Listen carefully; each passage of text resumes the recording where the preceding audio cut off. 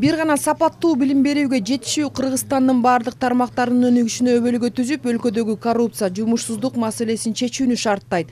Билим берүү жана илим министрлиги, коомдук жана мамлекеттик ишмерлер, билим берүү маселелери боюнча алдыңкы эксперттер катышкан иш-чарада дал ушул маселе талкууланды.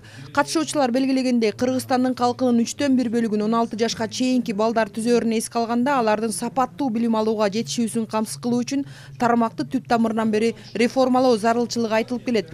Билим берүү тармагына стратегиялык артыкчылык берип, бул тармакты көтөрүүгө сөз түрүндө эмес, иш жүзүндө көңүл бурууга убакыт эч ак эле жеткен.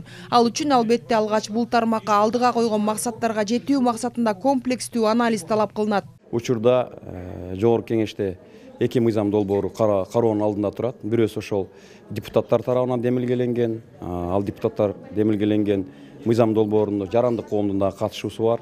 Андан сырткары билим берүү жана илим министрлиги тарабынан демилгеленген өзүнчө бир мыйзам бар. Биз сүйлөшкөнбүз, бул мыйзам долбоорлорун буюрса экинчи окууда бириктиребиз деп. Бул менен эмне айткым келип атат? Башкача айтканда, Кыргызстандагы билим берүү системасы бардыгыбызга керек. Ал мамлекеттик уюм болобу, жарандык коом болобу, бул жерде бөлүнүү, жарылуу жок, болушу мүмкүн эмес. Ошондуктан максатты көздөй бара жатабыз.